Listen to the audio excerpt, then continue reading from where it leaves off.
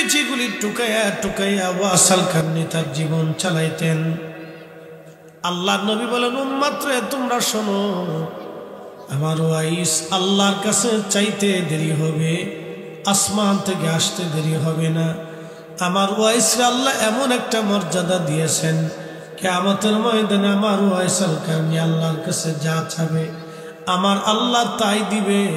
আমার ওয়াইসের সুপারিশ আমার গুনাহগার উম্মতের বনু মুদার ও তামিম গোত্রের যে পরিমাণে পশু আছে, এমন পশু পরিমাণ গুনাহগার উম্মতের সুপারিশ করিয়া আমার ওয়াইস আল্লাহর জান্নাতে নিয়ে চলে যাবে। একবার জোরে বলা যাবে কি সুবহানাল্লাহ।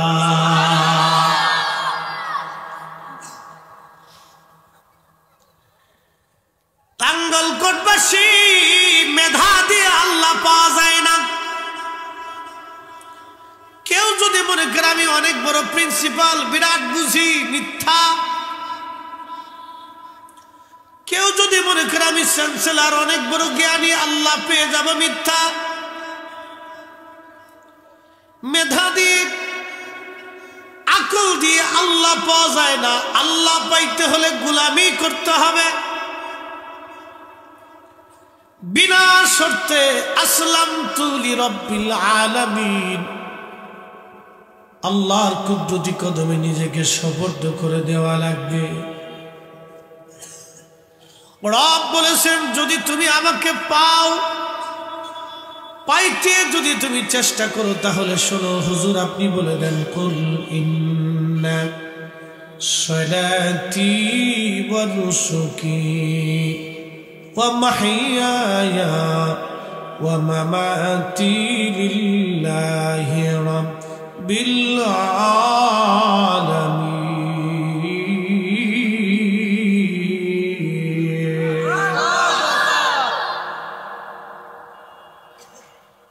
হুজুর আপনি বলে দেন, সালাত আমি আল্লাহর, জীবন আমি আল্লাহর জন্যে, কুরবানি আমি আল্লাহর জন্যে, মৃত্যু আমি আল্লাহর জন্যে। আমার বান্দার জীবনের সব কিছু আমি আল্লাহকে খুশি করার জন্য হবে। সে যে ব্যক্তি হোক না কেন, তার আখিরাত বড় বুলন্দ হবে। আমি মালিক তার উপরে সন্তুষ্ট হব। লাঙ্গলকোটবাসী বুঝে যাবে না, নবীর দরবারে বহু সাহাবী ছিলেন যারা একেবারে দরিদ্র এবং হত, খুবই দরিদ্র ছিলেন। আল্লাহর নবী বলেন, উম্মতেরা রে, তোমরা মাহে রমজানে ইফতার করাও, কারণ যারা ইফতার করাইবে তোমার সে ভাই রোজা হোক বা না হোক, তোমার আমল নামায় একটা রোজার সওয়াব আমার আল্লাহ লিখে দেবে। সাহাবীরা, তোমরা এক পেয়ালা দুধ দিয়ে হলো ইফতার করাও। সাহাবী বললেন, ইয়া রাসূলুল্লাহ, ইয়া হাবিবাল্লাহ, দুধ দিয়ে ইফতার করানোর মতো সামর্থ্য নাই। নবীজি বলেন, খেজুর দিয়ে হলো ইফতার করাও। আল্লাহর নবী বলেন, সাহাবীরা খেজুর দিয়ে হলো ইফতার করাও। সাহাবী বললেন, ইয়া রাসূলুল্লাহ, খেজুর খাওয়ানোর মতো সামর্থ্য আমাদের অনেকের নাই। হাজিরিন, লাঙ্গলকোটবাসী, সাহাবীদের কথাগুলি শুনলে আপনার শরীর শির উঠবে।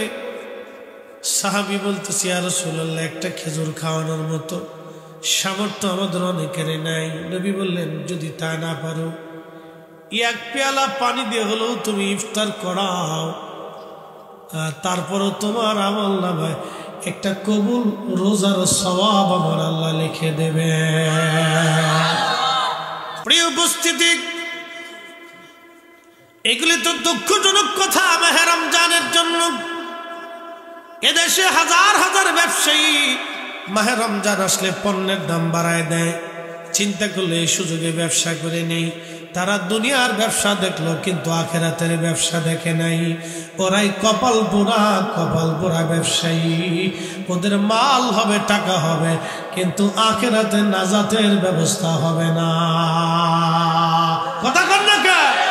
তারুজুল মালাইকাতু ওয়ার রূহু ইলাইহি ফি ইয়াউমিন কানা মিকদারুহু 50,000 সানা। দুনিয়ার ভিতরে যে সমস্ত অসাধু ব্যবসায়ীরা যারা মানুষের ঠকাইয়া দিয়া এইভাবে পণ্য সামগ্রীর দাম বাড়ায় দিয়া, মাহে রমজান আসবে, হঠাৎ খেজুরের দাম বেড়ে গেল। খেজুর তো বিদেশ থেকে, সৌদি আরব থেকে আমাদের দেশে অনেক সময় জাকাতও পাঠায়। এই অর্থগুলি, সম্পদগুলি কিয়ামতের ময়দানে কি হবে? প্রিয় নবীজি বলতেছেন, আমার উম্মতেরা রে, দুনিয়ার 50,000 বছর এক জায়গা করলে যত বড় হবে, হাসরের একটা দিন হবে তত বড়। দুনিয়ার 50,000 বছর এক জায়গা করলে যত বড়, হাসরের একটা দিন হবে তত বড়। ওই বিরাট বড় প্রান্তরে মাঠের পাশে এই সমস্ত অসাধু ব্যবসায়ী যারা রমজান মাস আসলে পণ্য সামগ্রীর দাম বাড়ায় দেয়, ডালির দাম বাড়ায়, চিনির দাম বাড়ায়, তেলের দাম বাড়ায়, খেজুরের দাম বাড়ায়, মুড়ির দাম বাড়ায়, চালের দাম বাড়ায়, আটার দাম বাড়ায়, সবজির দাম বাড়ায়, পণ্য সামগ্রীর দাম বাড়ায়, বেসনের দাম বাড়ায়। মানুষ ইফতার করবে কি? অনেক গরিব মানুষের বাজারে যাইয়া হিমশিম খাওয়া লাগে, চোখের পানি ছেড়ে দিয়ে কান্দে। অনেক মহিলা আছে, স্বামী মারা গেছে, কেউ নাই, 2-3টা বাচ্চা, তার নিজে একা 5,000, 3,000, 4,000, 5,000 টাকা মাসে বেতন পাইয়া অথবা কাজ করিয়া মাসে 5,000 টাকা রুজি করে। ওই মার মনে চায় সন্তানকে ভালো কিছু খাওয়াইতে, কিন্তু বাজারে যায় যখন এত দাম দেখে, তখন মা বাজারে এক কোনায় দাঁড়ায় দাঁড়ায় কান্দে, আমার বাচ্চাটারে কি খাওয়াবো? সন্তানরাও মার কাছে আশা নিয়ে থাকে, আম্মা এটা কিনে দাও, সেটা কিনে দাও। মা চাইলেও কিনে দিতে পারে না। যারা এই পণ্য সামগ্রীর দাম বাড়ায়, আমাদের সরকারের উচিত এইগুলোর ধরে ধরে নিয়ে পাগলা গারদে দিয়ে আসা। প্রিয় উপস্থিতি, খুবই মনোযোগ দিয়ে কথাগুলি শোনেন। এই মানুষগুলি যারা এইভাবে অবৈধভাবে সম্পদগুলি জমা করিয়া কবরে চলে যায়, কারণ সম্পদ তার কবরে নেওয়ার কোনো সুযোগ নাই, কোনো রাস্তা নাই বাজান। যত কোটি টাকার মালিক হন, যাই হন না কেন, সম্পদ নিয়ে কবরে যাওয়ার কোনো সুযোগ নাই। কবরে ওই টাকা দিয়েও কোনো লাভ হবে না, কোন ফায়দা নাই, কোন উপকার নাই। কিন্তু হবে কি? নবীজি বলতেছেন, কিয়ামতের মাঠে, বিরাট বড় হাসরের মাঠ, এই প্রান্তরের একটা প্রান্তরে তাদেরকে নিয়ে যা জমা করা হবে। তাদের এই সম্পদগুলি সাপের আকৃতি দিয়া তাদের শরীরের মধ্যে বাঁচাইয়া, গলার মধ্যে বাঁচাইয়া, সাপ তাদের মুখের মধ্যে কামড় দিয়া গোশতগুলি টেনে টেনে কামড়ায় উঠাই নিয়ে চলে যাবে। আল্লাহর নবী বলেন, উম্মত রে, এই সাপে যদি একবার দুনিয়াতে একবার ওই বান্দাকে কামড় দেয়, 40 বছর পর্যন্ত বিষের ক্রিয়া শরীরে কাজ করতে থাকবে। ওই সাপে যদি একবার দুনিয়াতে নিঃশ্বাস ছেড়ে দিত, ওই নিঃশ্বাসের কারণে তাম পৃথিবীতে কোনোদিন ফসল হতো না, তাম দুনিয়া পুড়ে সারকার হয়ে যাইত। ও মুসলমান, খুবই মনোযোগ দিয়া শুনিয়া যান। এই সাপ, আল্লাহু আকবার, আল্লাহু আকবার। নবীজি বলতেছেন, উম্মত রে, তোমরা শুনিয়া রাখো, ওই বান্দারে কামড়াইতে থাকবে। 1 আর 2 বছর না, 1 আর 2 বছর না, 1 আর 2 বছর না, কতদিন তারে কামড়াইবে জানেননি? তাম ফেরেশতা জাতির হিসাব আল্লাহ টান দিবে। এবার বলেন তো, আজরাইল রে বলবে, আজরাইল তুমি আমার জান কবজের হিসাব দিয়ে দাও। হযরত আজরাইল সমগ্র সৃষ্টির জান, যত জান কবজ করছিল, সবার হিসাব আজরাইল টান দিবে। কোটি কোটি জিন, কোটি কোটি ফেরেশতার জান আজরাইল আলাইহিস সালাম কবজ করছিল। হযরত আজরাইল নিজের জানটাও কবজ নিজে করছিলেন। আল্লাহু আকবার, আল্লাহু আকবার। ভাষায় প্রকাশ করার মতো আমার কি করে তথ্য দিলে আপনি যে বুঝবেন। এমন কোন ফেরেশতা নাই যে ফেরেশতার জান আজরাইল কবজ না করবে। জিবরাইল, মিকাইল, ইসরাফিল, মালেক সব ফেরেশতার জান আজরাইল কবজ করবে। এমন কোন মানব নাই রে আজরাইল তার জান কবজ না করবে। এমন কোন জিন নাই যে জিনের জান আজরাইল কবজ না করবে। এমন কোন প্রাণী নাই যার জান কবজ না হবে। সবার হিসাব আল্লাহ তার কাছে টান দিবে। কেরামান কাতিবিনের হিসাব আল্লাহ টান দিবে। মুনকার নাকিরের হিসাব আল্লাহ টান দিবে। রহমান ফেরেশতার হিসাব আল্লাহ টান দিবে। সৃষ্টির মধ্যে অসংখ্য অগণিত ট্রিলিয়ন বিলিয়ন গণনা করার মতো যোগ্যতা সৃষ্টির মানুষের নাই। সব ফেরেশতার হিসাব আল্লাহ টান দিবে। সব হিসাবগুলি টানার পরে আল্লাহু আকবার, তারপরে জিন জাতির হিসাব টান দিবে। জিনদের হিসাব টানার পরে আল্লাহ মানব জাতির হিসাব টান দিবে। মানব জাতির হিসাব টানার পরে আল্লাহ ফের আপনার পশু পাখির হিসাব আল্লাহ টান দিবে। সব মাখলুক হাসুরবাসীর হিসাব টান দেওয়ার পরে আমার আল্লাহ পাক এই সমস্ত যারা অবৈধ ব্যবসায়ী, অবৈধভাবে সম্পদ যারা জমা করে রেখে দিয়ে গিয়েছিল, সুদ করিয়া ঘুষ করিয়া অন্যায়ভাবে যারা সম্পদ জমা করে রাখছিল, এই ধনীদেরকে আল্লাহ ডাক দিবে। তত বছরে দুনিয়ার 50,000 বছর হাসরের মাঠের একটা দিন সমান তত সমান হবে।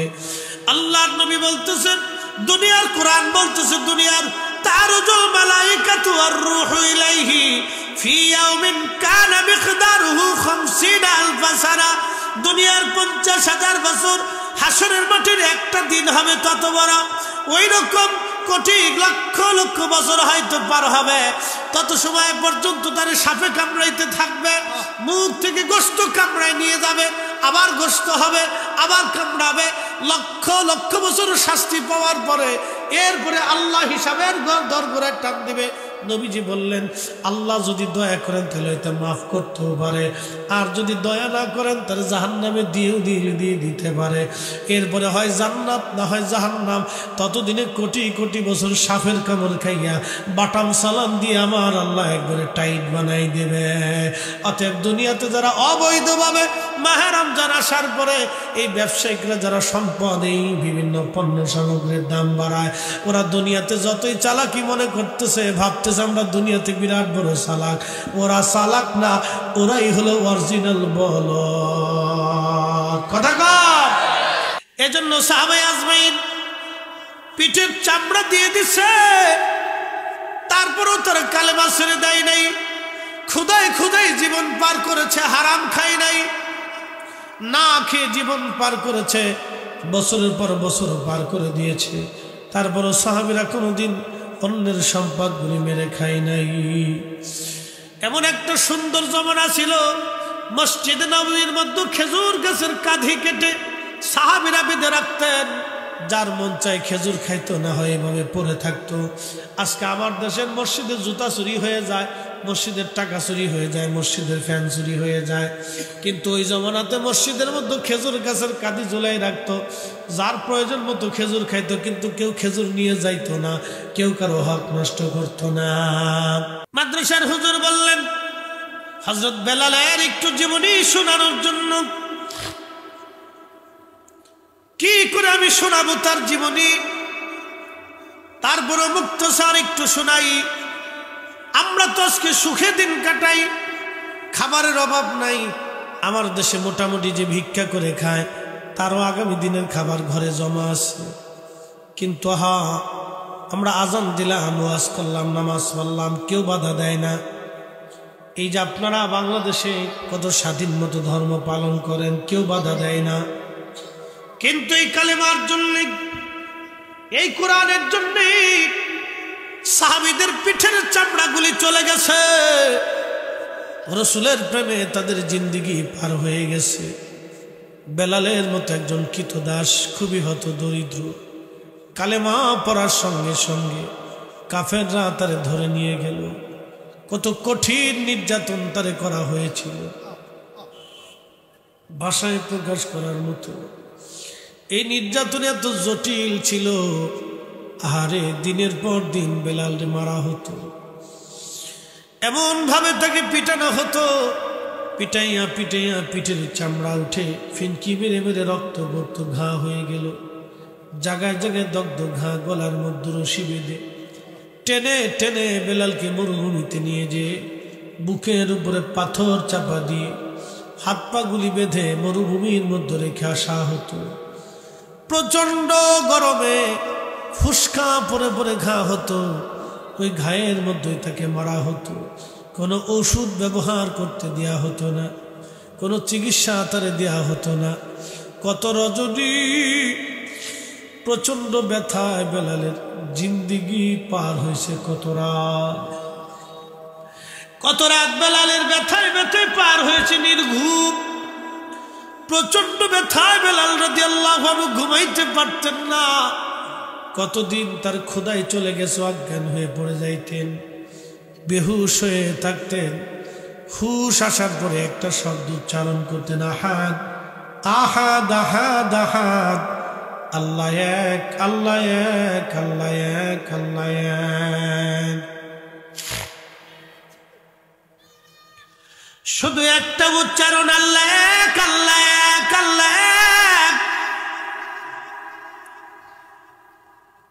তারপরেও বেলালকে মারা হইতো, বড় কঠিন অত্যাচার।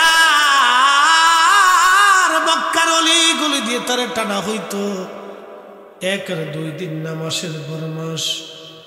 সিদ্দিক আকবর নবীজিকে ডাক দিয়ে বলেন, ইয়া রাসূলুল্লাহ, অনুমতি যদি দেন আমি বেলালকে তার মনিব উমাইয়া থেকে কিনে এনে আজাদ করে দিতে চাই। কারণ আমি আবু বকর তার এমন কষ্ট দেখছি, এটা সহ্য করার মতো না গো নবীজি। এমন কঠিন দিন ছিল, তাকে এইভাবে মারার পরও কেউ তার সাহায্যে যাইতো না, ছোটাইতে যাইতো না। তার একটা কথাও তার পক্ষে কেউ কোনোদিন বলে নাই। হযরত আবু বকর তাকে কিনে নিয়ে আসলেন, আজাদ করে দিলেন। নবীজি চলে গেলেন মদিনাতে হিজরত করে যাওয়ার পরে বহুদিন বেলাল রাদিয়াল্লাহু আনহু আল্লাহর নবী থেকে মুয়াজ্জিন বানাই দিলেন। আজানের আওয়াজ চালু হলো, স্বপ্নে নবীজিকে আল্লাহ আজানের শব্দগুলি দিয়ে দিলেন। নবীদের স্বপ্নটা ওহী। আজান দেওয়ার পরে নবীজি বলেন, সাহাবীরা রে, আজকে কে আজান দিবে? আজকে আমার বেলাল আজান দিবে। যাও বেলালকে আজানের বাক্যগুলি শিখিয়ে দাও। আমার বেলাল হলো আমি নবীর মসজিদের মুয়াজ্জিন। চিৎকার করে জোরে বলেন আল্লাহু আকবার। আমার নবী বেলালকে মুয়াজ্জিন বানাইলেন শিক্ষার জন্য না, লাহানের জন্য না, শুদ্ধতার জন্য না, অন্য কোনো কারণে না। একটা কারণে বেলালের দাম হলো, মুয়াজ্জিন হয়ে গেলেন তিনি কলিজার ভিতরে প্রিয় নবীর ভালোবাসার জন্যে, কালেমার প্রতি ভালোবাসার জন্যে হযরত বেলালকে নবীর মসজিদের মুয়াজ্জিন বানায় দেয়া হলো। আজান দিতেন 5 ওয়াক্ত। ইমাম আমার নবী, মুসল্লি সাহাবীরা। এমন দামি ইমাম আর নাই, এত দামি মুসল্লিও নাই, এত দামি মুয়াজ্জিনও নাই। আছে? বেলালের মতো দামি মুয়াজ্জিন আর হবে? মুয়াজ্জিন জগতে হযরত বেলাল সবচেয়ে বড় দামি। মুয়াজ্জিনের জগতে বেলালের চাইতে দামি মুয়াজ্জিন কখনো ছিল না, আর কখনো হবে না। এত বড় দামি মুয়াজ্জিন, কিন্তু কোনো লেখাপড়া নাই। ইশকে রাসূল, ইশকে ইলাহির জন্য তার এত দাম। ইশকে রাসূল, ইশকে ইলাহি, ইশকে রাসূল, ইশকে ইলাহি। পিঠের গোশত চামড়া দিয়ে দিছে, কিন্তু কালেমা দেয় নাই বেলাল। এই ইশকে ইলাহির জন্য বেলালের দাম আল্লাহ দিয়ে দিলেন। আজান দিতে দিতে অনেকগুলি বছর পার হলো। নবীজির ইন্তেকালের সময় ঘনিয়ে গেছে। আহারে, প্রিয় নবী নাই, সাহাবীরা ধৈর্যহারা হয়ে গেল। নবী নাই মদিনাতে। হযরত ওমরের মতো সাহাবী তলোয়ার বের করে হযরত ওমর বলতেছে, মদিনাবাসী যদি বলো নবী মরে গেছে, দেহ থেকে মাথা ফালাইয়া দিব। আমার নবী মরে নাই, নবী আছে। হযরত আবু বকর তার হাত চেপে ধরলেন, ওমর রে, পাগলামি করিও না, আমার নবী ইন্তেকাল হয়ে গেছে। হযরত ওমরের মতো সাহাবী রাসূলের আজকে ধৈর্যহারা হয়ে গেলেন। বেলাল রাদিয়াল্লাহু আনহু পান করলেন, আর আজান দিব না। কারে আজান শোনাবো? যারে আজান শোনাবো, যার জন্য আজান দিব সেই তো নাই। কে আবার আজানে নামাজ পড়াবে? কে আজান দেওয়ার পরে নামাজের কাতারে মুসল্লাতে আসবে? আমি কার পিছনে ইক্তেদা করব? কার পিছনে আমি আজান ইকামত দিব?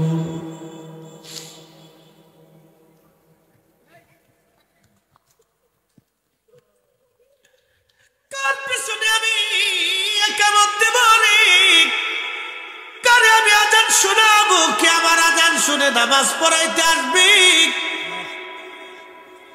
যার জন্য জীবন করছি, চামড়া দিয়েছি, রক্ত দিয়েছি, তিনি তো আজ দুনিয়াতে নাই। ইশকে রসুলের তাড়নায় বেলাল পাগল পারা হয়ে গেল। আল্লামা ইমাম কিরমানি শারহে বুখারীর মধ্যে তিনি লিখতেছেন, বেলাল রাদিয়াল্লাহু আনহু এমন অবস্থা হলো, নবীজির স্মৃতিগুলি দেখে আর সহ্য করতে পারেন না, রওজা শরীফ দেখলে আর সহ্য হয় না। নবীজির স্মৃতি বিজড়িত জায়গাগুলি দেখে দেখে হযরতে বেলাল রাদিয়াল্লাহু আনহু অস্থির হয়ে যাইতেন, কান্নাকাটি করতেন। দেখবেন কোনো মা সন্তান যদি মারা যায়, সবাই হেঁটে হেঁটে কবরের পাশ দিয়ে চলে যায়, কিন্তু মা সন্তানের কবরের দিকে তাকায় তাকায় বসে বসে কান্দে। মা সন্তানের জামা ধরে কাঁদে, মা সন্তানের বিছানা ধরে কাঁদে, মা সন্তানের স্মৃতিগুলি মনে করে করে কাঁদে। সবাই ভুলে যায়, কিন্তু মা ভুলতে পারে না, কারণ মা কলিজার ভিতর থেকে সন্তানকে ভালোবাসে। হযরতে বেলাল কলিজার ভিতর থেকে প্রিয় নবীজিকে ভালোবাসতেন। আল্লাহু আকবার। এক একজন সাহাবীর ভালোবাসা এক এক রকম ছিল। তার মানে আবু বকর ভালোবাসতো না, বিষয়টি এরকম না। তিনার ভালোবাসা একরকম, ওমরের ভালোবাসা অন্যরকম, ওয়াসাল কান্নির ভালোবাসা একরকম, হামজালার ভালোবাসা একরকম, বেলালের ভালোবাসা একরকম। প্রত্যেক সাহাবী নবীরে ভালোবাসে, কিন্তু ধরন ছিল ভিন্ন, ধরন ছিল ভিন্ন রকম, ধরন ছিল ভিন্ন। হযরত বেলাল আর সহ্য করতে পারেন না, এই মদিনায় থাকবেন। ইমাম জাইলাই নাসবুর রায়ের মধ্যে লেখেন, আবু বকরের কাছ থেকে বিদায় নেন। আবু বকর বিদায় দিতে চায় না, তারপরও বেলাল বিদায় নিলেন, সিরিয়াতে চলে গেলেন বেলাল রাদিয়াল্লাহু আনহু। সিরিয়াতে চলে যাওয়ার পরে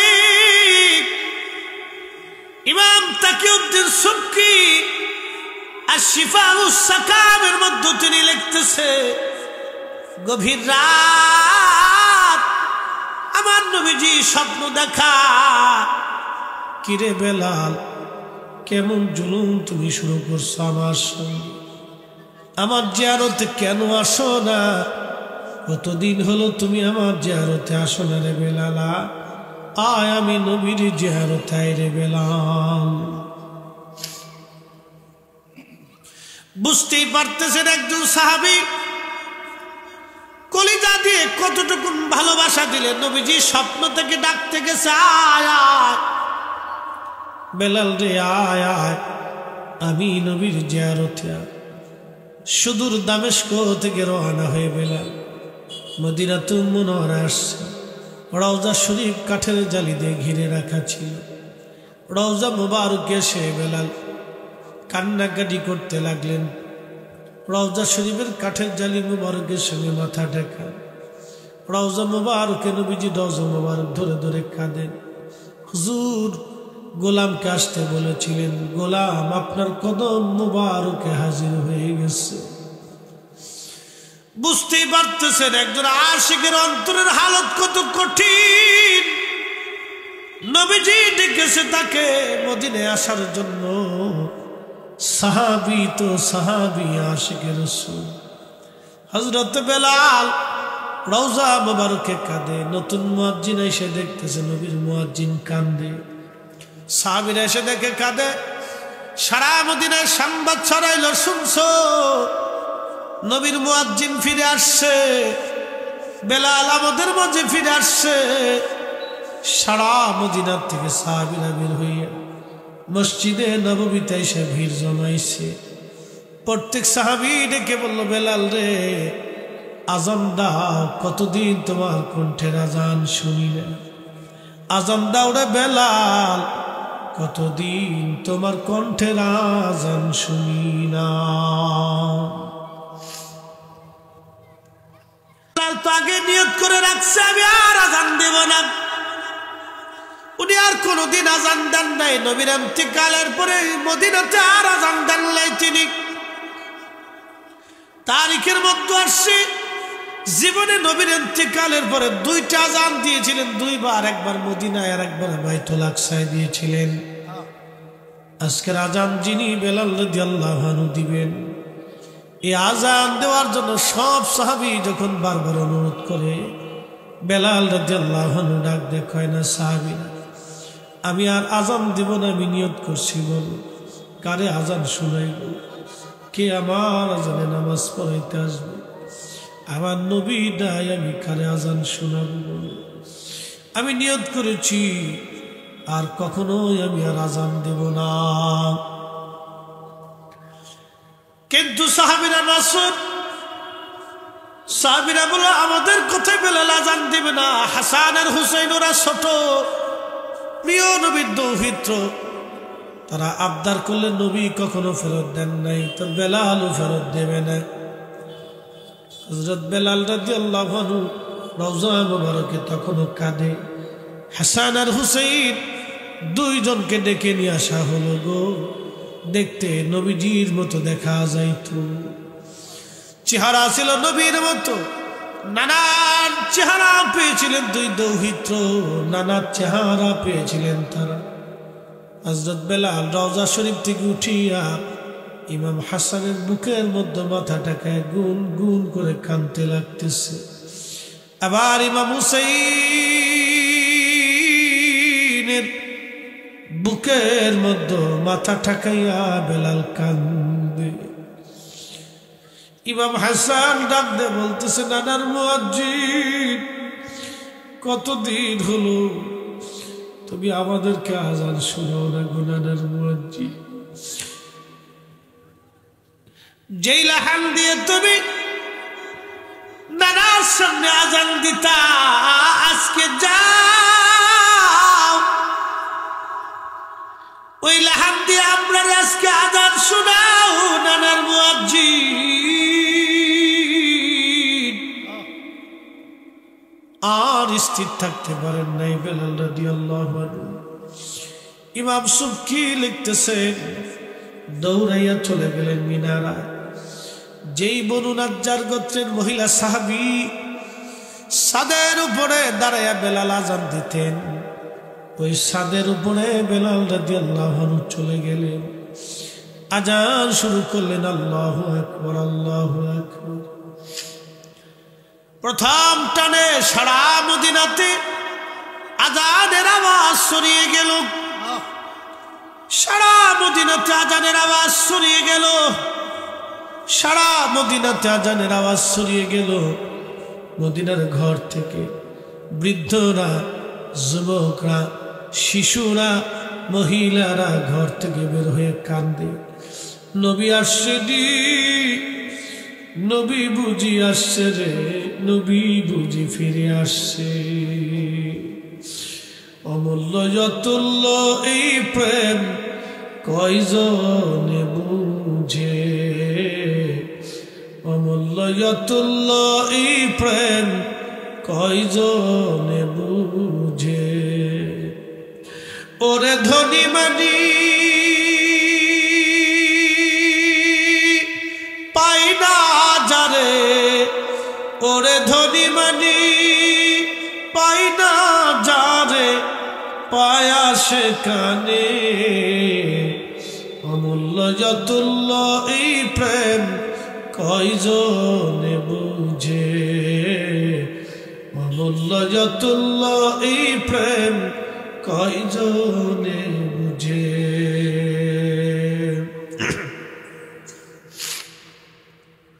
হাজিরিন,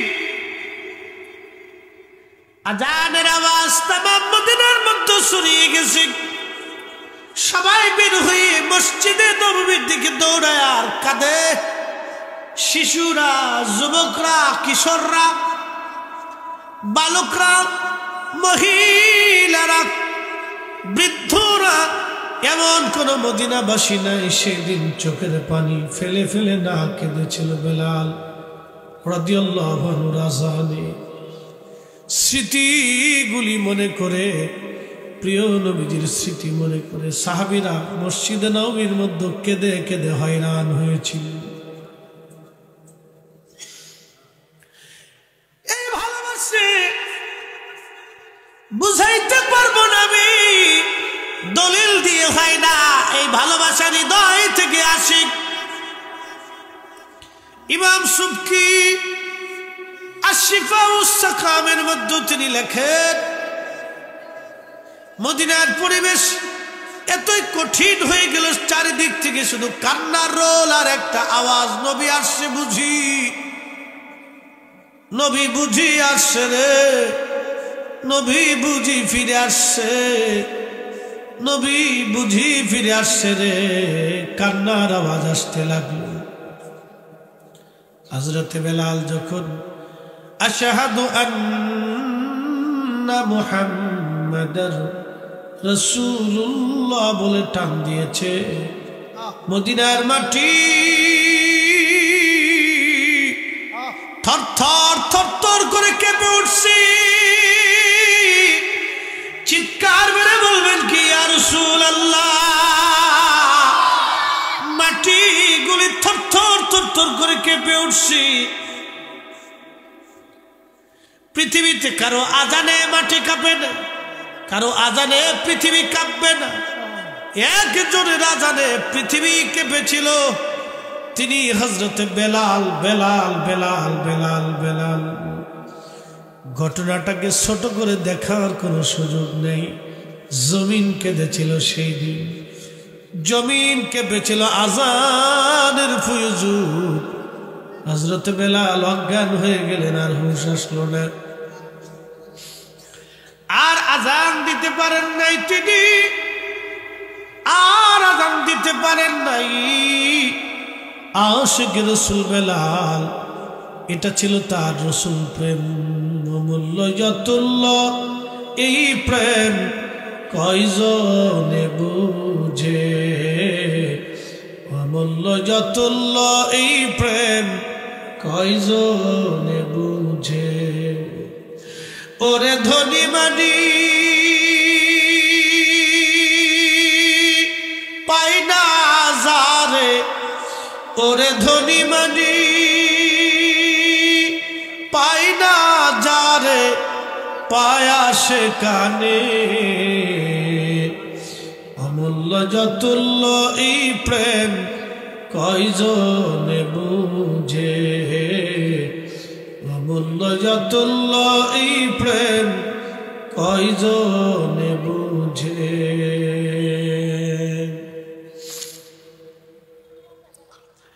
আর কখন আজান দেন নাই তিনি, আর একটা আজান তিনি বাইতুল আকসাতে দিয়েছিলেন। সেই দিন বাইতুল আকসায় কিয়ামত হয়ে গিয়েছিল। আল্লাহু আকবার। এমন কোন সাহাবী নাই কেঁদে কেঁদে হয়রান না হয়েছিলেন, এমনকি খ্রিস্টানরা পর্যন্ত কেঁদেছিল। নতুন মুসলমান যারা সেই দিন হয়েছিল তারাও স্থির থাকতে পারেন না, এত আজানের ফুয়ুজুর। আজও সেই কোরআন আছে আগের মতোই,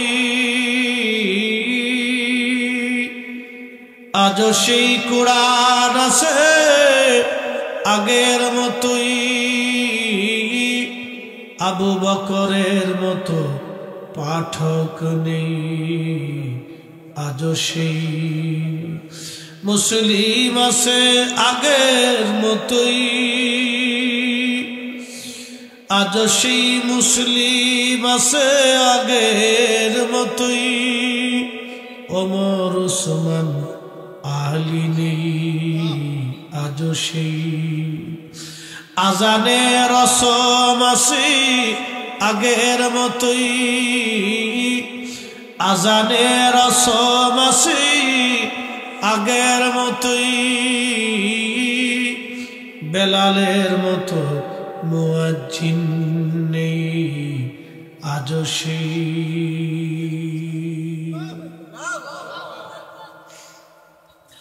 হাজিরিন, সাহাবীরা জীবনের সব কিছুকে উজাড় করে দিক, এই কোরআনের কালেমা রাসূলের প্রেমে জীবনগুলি কুরবানি করেছেন তারা, বিনিময়ে আমরা কিছুই দিতে পারি নাই। আমরা পৃথিবীকে ধোঁকা দিলাম, পৃথিবী আমাদেরকে ধোঁকা দিল।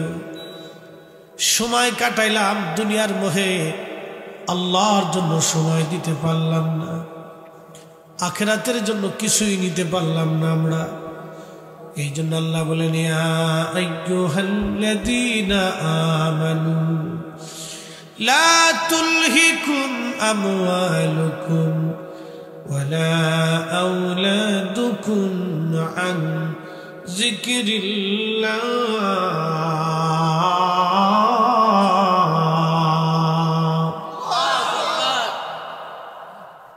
আল্লাহর কোরআন বলে, হে ইমানদার, সম্পদ আর সন্তানের প্রেমে পড়ে তুমি আমি আল্লাহ থেকে জুদা হইও না, আমি আল্লাহর জিকির থেকে তুমি জুদা হইও না, তুমি আমি আল্লাহর জিকির থেকে জুদা হইও না, আমি আল্লাহর জিকির থেকে জুদা হইও না।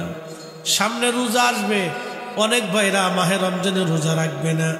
অনেকে বলবে, হুজুর রোজা যদি রাখি তাহলে অটো চালাইতে পারবো না, কাজ করতে পারবো না, দোকানদারি পারবো না, আর এইগুলি যদি না হয় আমার বাচ্চা কাচ্চার বাজার কেমনে হবে? আচ্ছা, আপনি যদি আজকে মরে যান, কালকে আপনার বাচ্চা কাচ্চার বাজার করবে, আপনার বাচ্চা কাচ্চার জন্য রিজিক বরাদ্দ করবে কে? জোরে বলেন, জোরে জোরে। আপনি থাকলেও আল্লাহ করে, না থাকলেও জোরে বলেন, থাকলেও আল্লাহ করে, না থাকলেও আল্লাহ করে। তাহলে মাহে রমজানে রোজা রাখবো কার জন্য? আল্লাহর জন্য। আমি রোজা রাখবো, রুটি রুজি কম হোক, অসুবিধা নাই, কোনো অসুবিধা নাই। আমাকে অনেকে বলে, হুজুর রমজান মাসে আপনি মাহফিল নেন না কেন? আমি বলি না, রমজানে আমি মাহফিল নেই না, সারাটা রমজান আমি কিতাব পড়ি, ইবাদত করি, মাহে রমজানের রোজা ইবাদতের মধ্যে কাটাই।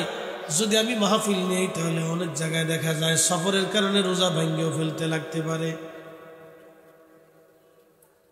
ঢাকার থেকে একটা মানুষ যদি কুমিল্লা আসে, তো সফর করতে যাই হঠাৎ প্রচন্ড অসুস্থতা আসতে পারে, দেখা যাবে যে একদিন মাহফিল করতে যায় 3 দিন রোজা নষ্ট, নামাজ ঠিক মতো হবে না, জমাত মতো হবে না, অসুবিধা বুঝছে না।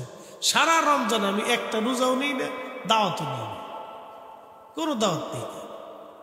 অনেক মাহফিল আসে, আমি একটা মাহফিল আমি নেব না। আমি রমজানে কোনো মাহফিল নেই। এই জন্য রমজানে আপনার রিজিক আল্লাহ বৃদ্ধি করবে, ওটা চিন্তা করতে হবে।